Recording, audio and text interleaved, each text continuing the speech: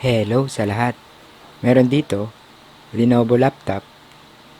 Ang model nito, IdeaPad 3 14II L05. Ang issue o ang problema nito, makikita naman natin kung hindi kayo nakapikit, nasa bugang kulay, mayroong bar line, at nagwe-wave ito. Sa mga ganitong kaso ng LCD, mahirap na itong i-repair dahil sa kailangan dito mag-cut ng lane at maglagay ng jumper.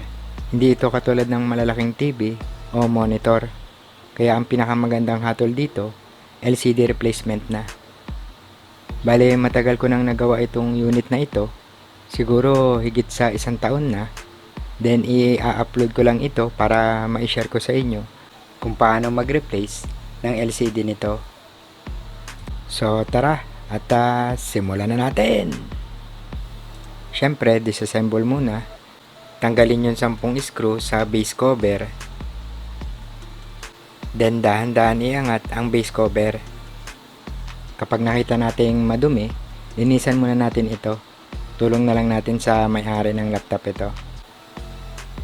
Para abutin ng ilang taon bago bumalik o magpagawa uli yung customer. Yan yung isa sa mga sikreto para mahalin tayo ng customer natin. Sunod, i-disconnect ang battery para safe. I-disconnect ang LCD cable connector. I-disconnect ang Wi-Fi antenna at alisin ito sa pagkakaayos.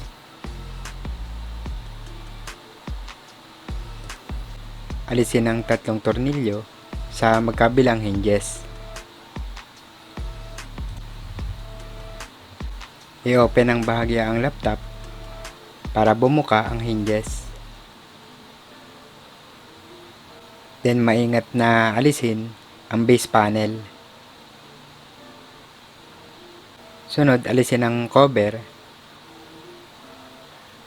Alisin ang LCD frame front cover. Dito kailangan ng pag-iingat para hindi magkaroon ng crack yung LCD frame cover. Sunod, alisin ang glue tape sa likod ng LCD panel.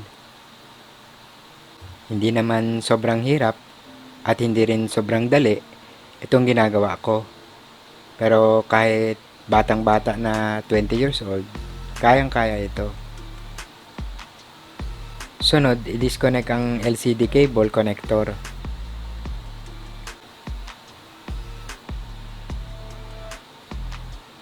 Ang original model ng LCD nito, B140HTN02.0.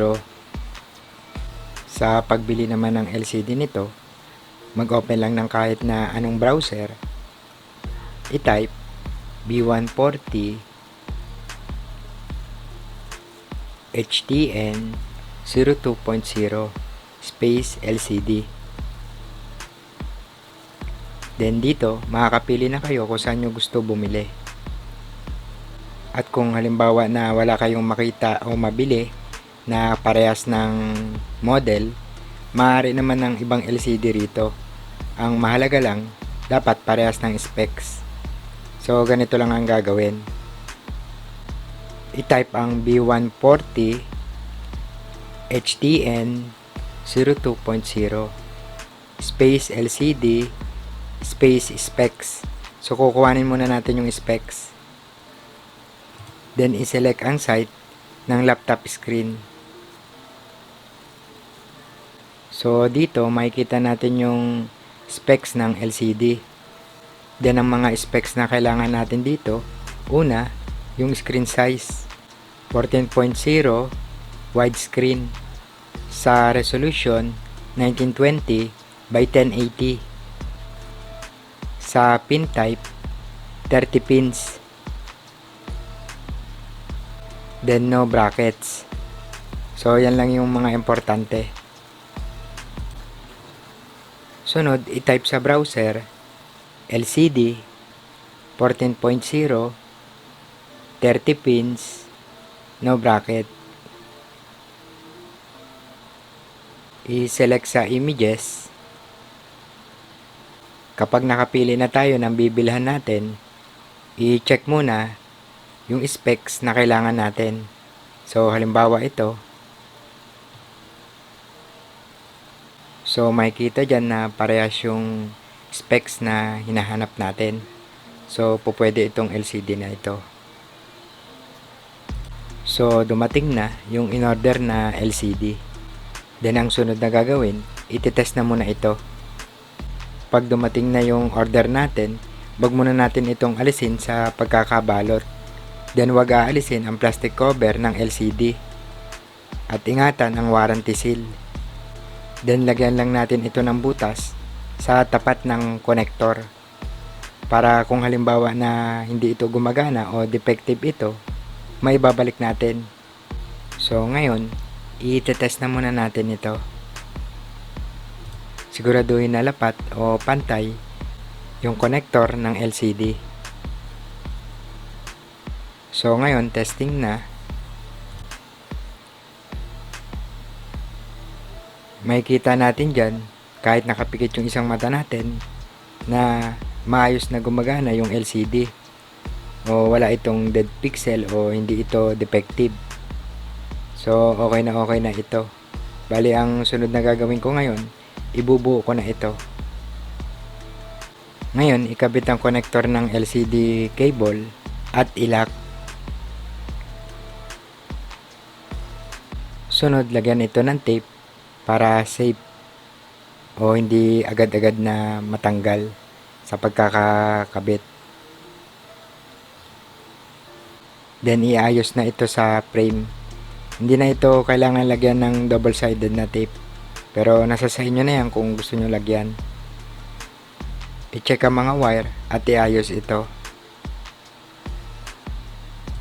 Ilagay ang LCD front cover.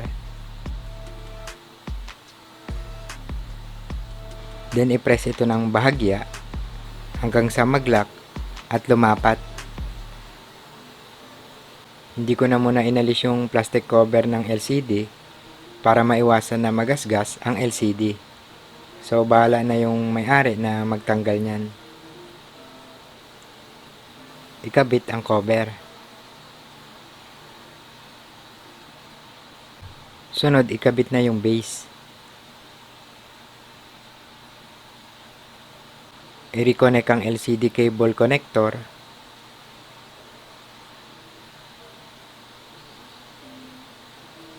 Ibalik sa pagkakaayos ang Wi-Fi cable antenna. Then, i-reconnect ito sa Wi-Fi card. Ibalik ang tatlong screw sa hinges. I-reconnect ang battery.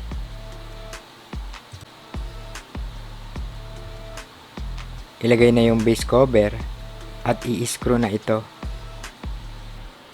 So, hanggang dito na lang muna. Sana nakatulong tong video natin at may natutunan tayo kahit na konti, lalong-lalo na sa mga bagong tulad natin. At hi and hello na sa mga tropa, sa mga master, sa mga nag-upload ng mga totoong impormasyon, sa mga sumusuporta at mga nagtitiwalang magpagawa sa atin. Ayun. Thank you sa inyong lahat. At yun, okay na to. Okay. Okay.